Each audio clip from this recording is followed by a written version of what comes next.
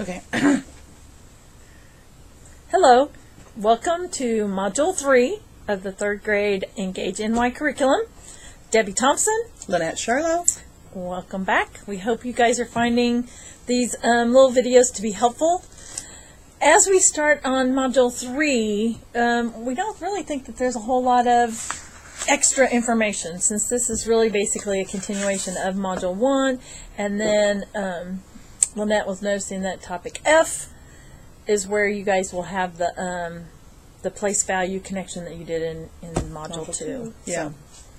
So, again, we want to make sure that you guys make sure that you read your learning progression of your OA, and then you make sure that you read the module overview. We also want to make sure that you are hopefully watching this with your other teaching partners, so that you guys will be able to have conversations about the multiplication and the use of the properties of operations as you continue on through the module. Basically, though, as you go through, after you've read your module overview, and you go through and you look at your focus standards, you'll see the terminology.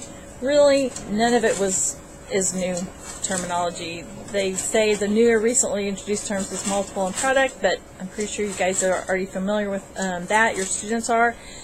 They did notice towards the bottom they talk about parentheses, but it says it's already a familiar term, so you guys have used this before, but it will take a more prominent position in your instruction as you're going on in this particular module. And then the tools and representations, there are no new tools.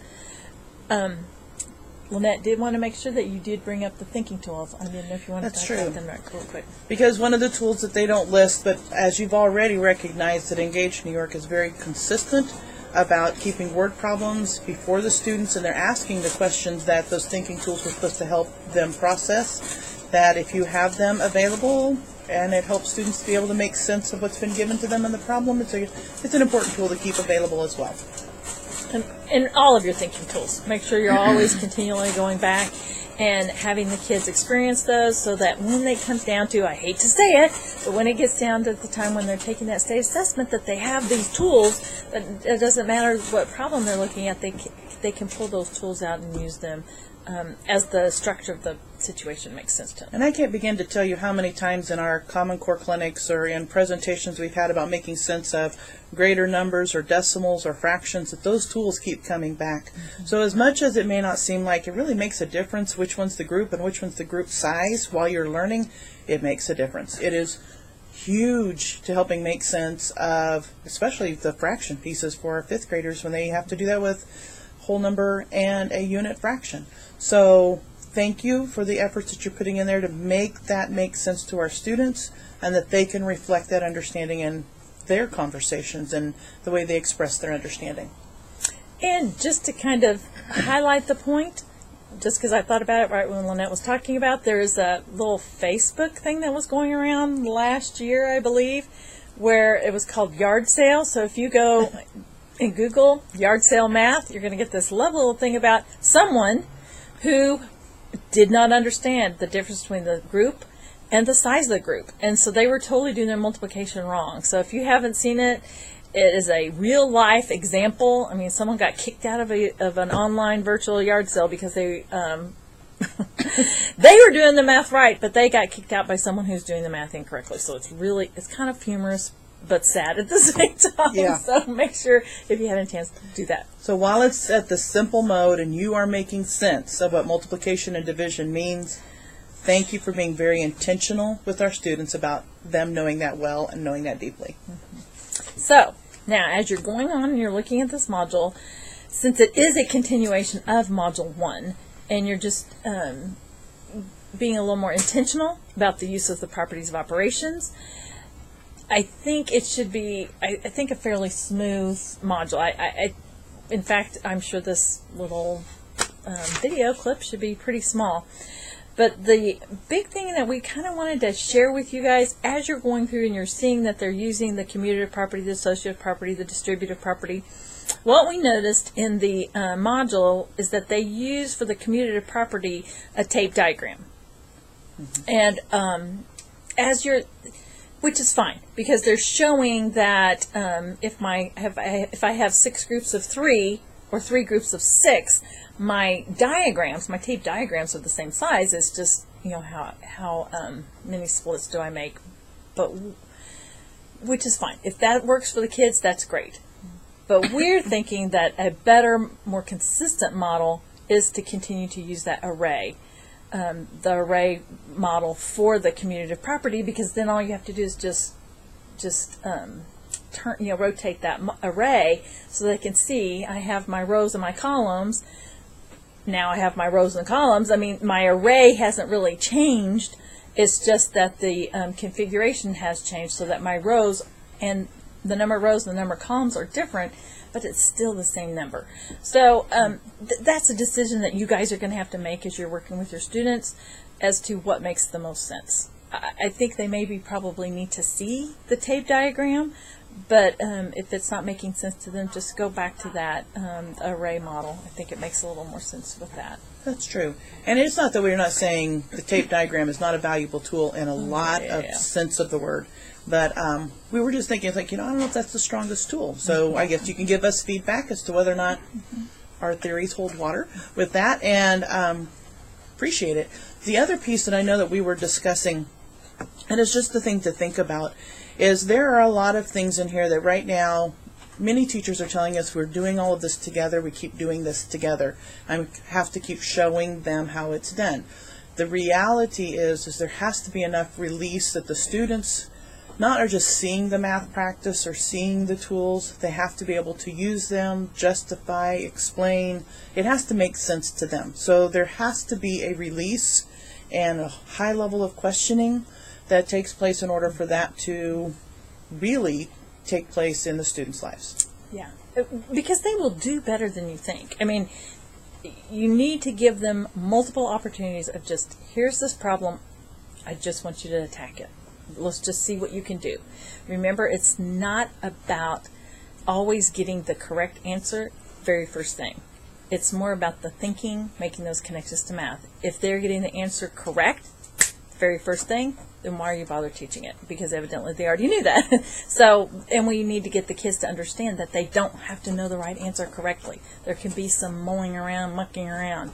Like I said, wrestling, you need to wrestle those pigs in the muds. It's dirty, but it's fun. So you want to do that. The other piece that I also wanted to point out is I think we have come a long way in our teaching of multiplication, because I still remember 12, 15 years ago where there was a formative task that went out, and I believe it was 4th grade. We asked the question, why does 7 times 8 equals 56? That was the only question. Just they could explain it in any way, shape, or form. And we were really shocked at the number of the kids that are going, because my teacher told me.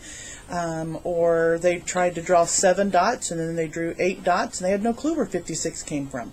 It was just something they had to memorize. And I believe we have come a long way. Just knowing the answer at the end of the equal sign by memorization is not enough. And I think you have certainly recognized that, and I feel a lot of celebration to know that we have come a long way since that experience. And then the other thing we also wanted to remind you guys about is that when you're using these different diagrams of these different tools, having them, it's not so important that the kids understand the term number bond. True. It's more about, do they see that this tool helps them with the understanding about decomposition or composition? It's the relationship. The term number bond is just helpful because it's the name for this thing. But it's more about, do they understand how that number bond works? Same thing with tape diagram. I don't think there's really going to be a question on the assessments about number bonds or tape diagrams, but they will be used as models. But I don't think it's going to be that they have to identify those names. So don't get hung up on the names so much as, do my kids understand how to use those tape diagrams? Do they know how to use these number bonds, and they understand the math relations that are underneath of it? And one of the reasons why we're pretty comfortable in saying that if we think number bonds, tape diagrams are going to be visuals our students have to be able to make sense of is because they're in our progressions. As just looking at our OA progression for 3rd grade, and from pages 25 to about 28, is about how it is to represent, how they have to make sense of it, that they're supposed to decompose, and then several of those examples are in there. So if you need to go back and make certain you're aware of what the big understanding is from the progression, that might save you some time. If you start with page 25, it kind of is really hitting what this module is specifically about.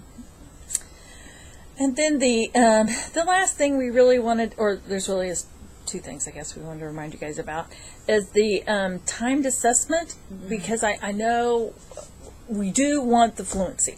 We want the fluency with our kids. But remember, those sprints, do not time them. We in fact, we don't encourage you copying them and having the kids just filling them out without having that immediate feedback, because the issue comes up is that if they are writing that wrong answer the first time, then farther down they're going to write the wrong answer again, and it just seals that into their little brains. So we're really saying try to make it so that you're getting that immediate feedback. There's not that timed factor involved. It's all about getting that fluency piece and making sure that the kids have that understanding. So that's what we want to make sure we do. And then the last one was the formative task reminder. There is the formative task. It's somewhere, I can't remember. It's near the end, I believe, of your module. It's like later on. I can't remember which lesson it's after.